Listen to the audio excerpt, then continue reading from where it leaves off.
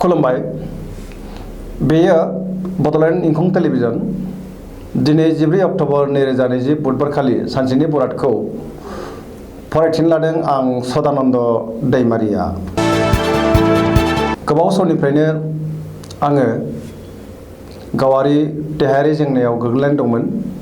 बेखायनो फरायथिनो हायाखै। मिजिंथियो नोंथांमोनहा निमाहा होगोन आरो आंबो निमाहा बियो। सिगां फरायथिनो लादों मेष राशि। दिनैनि साना बारा मोजां नङा। गोसोखौ गोबां गुलुं गुजुं मोनगोन।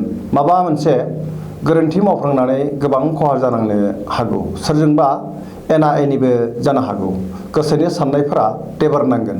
देहाया दिनै बारा मोजां थानाय नङा। बिगुरनि बेराम एबा माननाय बेरामाव गोग्लैनांनो हागौ। रांखावरियाव मोजांद्राय नङा। नाङा फाङा खरसाया बांगोन। बेफार फालांगियाव खहा जानो हागौ। गुबुना खहा खालामनो नाजागोन। न'खराव एना एनि फैनो हागौ। समाजाव लाजिनांनो हागौ। सांग्रां जानाया गाहाम। वृष राशि।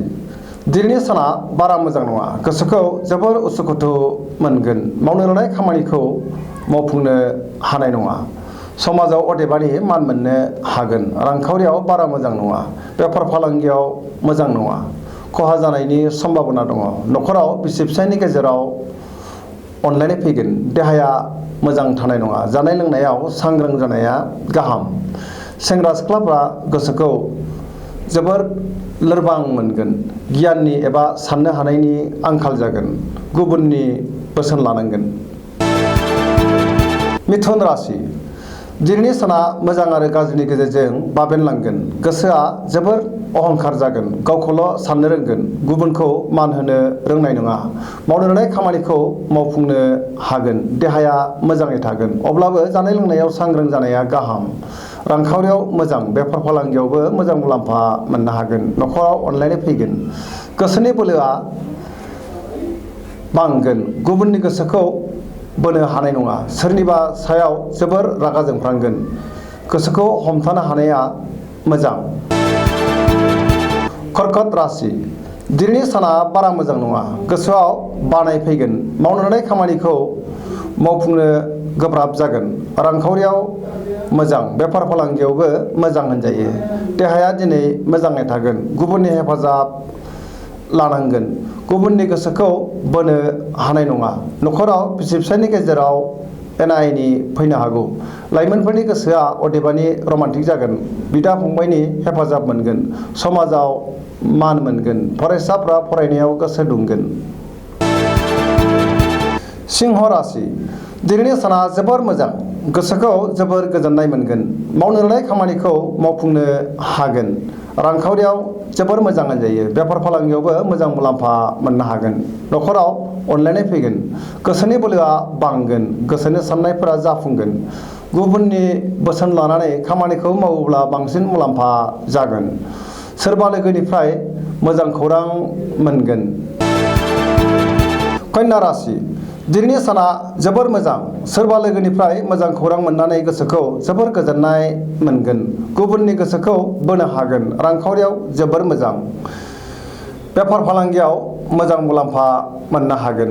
देहाया दिनै मोजाङै थागोन। न'खराव बिसि फिसायनि गेजेराव अनलायनाय फैगोन। बिदा फंबायनि हेफाजाब मोनगोन। गोबां खामानियाव मुखुब थागोन। समाजाव मान मोनगोन। गोसोनि साननायफोरा जाफुंगोन। लाइमोनफोरा मोजां खौरां मोनगोन। तुला राशि। दिनैनि साना बारा मोजां नङा। गोसोखौ जोबोर उसुखुथु मोनगोन। गोसोनि बोलोआ लोरबां जागोन। गोसोनि साननायफोरा देबारनांगोन। मावनो लानाय खामानिखौ गोब्राबै मावफुंनो हागोन। देहाया मोजाङै थागोन। रांखावरियाव मोजां। मोननो गोनां धोनखौ मोननायनि सम्भाबना दङ।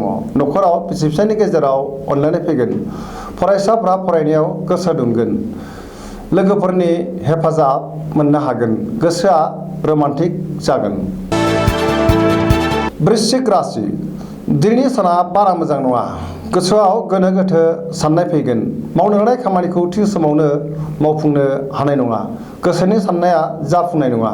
गोसोनि बोलोआ लोरबां जागोन। समाजाव अदेबानि मान मोनगोन। न'खराव गावजों गाव एना एनि जानो हागौ। सांग्रां जानाया गाहाम। रांखावरियाव मोजां, बेफार फालांगियावबो मोजां मुलाम्फा मोनगोन।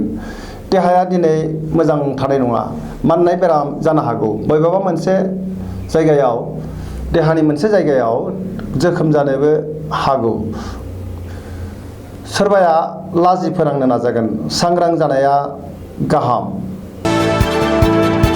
धनु राशि दिनैनि साना जोबोर मोजां।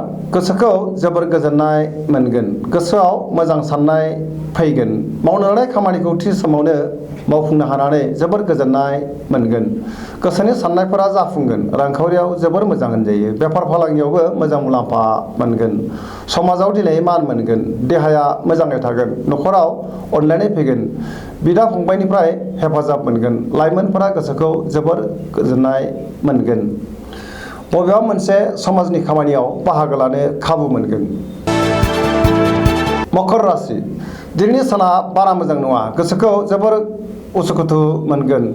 गुबुननि थाखाय जेंनायाव गोग्लैनांनो हागौ। सांग्रां जानाया गाहाम। मोनफ्रोमबो खामानियाव हेंथा नुजागोन। सांग्रां थानाया गाहाम। रांखावरियाव मोजां, बेफार फालांगियावबो मोजां। न'खराव अनलायनाय फैगोन। गोसोनि साननायफोरा जाफुंगोन। अदेबानि गुबुना खहा खालामनो नाजागोन, नाथाय खहा खालामनो हानाय नङा। कुम्भ राशि दिनैनि साना मोजां आरो गाज्रिनि गेजेरजों बाबेरलांगोन। गोसोखौ जोबोर उसुखुथु मोनगोन। मावनो लानाय खामानिखौ मावफुंनो हागोन, नाथाय गोब्राबै मावनांगोन। समाजाव मान मोनगोन। गोबां मुंदांखा सुबुंजों लोगो मोनलायगोन। रांखावरियाव मोजां, फालांगियाव मोजां, देहाया मोजाङै थागोन। अब्लाबो जानाय लोंनायाव सांग्रां जानाया गाहाम। न'खराव अनलायनाय फैगोन। गुबुननि हेफाजाब मोननो हागोन। मीन राशि दिनैनि साना जोबोर मोजां। गोसोखौ जोबोर गोजोननाय मोनगोन। गावनि साननायफोरखौ गुबुननो फोरमायनो हागोन। देहाया दिनै मोजाङै थागोन। रांखावरियाव मोजां, बेफार फालांगियावबो मोजां मुलाम्फा मोनगोन। न'खराव अनलायनाय फैगोन। बहानिफ्रायबा मोजां खौरां मोनगोन। सेंग्रा सिख्लाफ्रा गोसोखौ जोबोर रमान्टिक मोनगोन। मोननो गोनां धोनखौ दिनै गोरलैयैनो मोननो हागोन। लाइमोनफोरनि गोसोआ जोबोर रमान्टिक जागोन।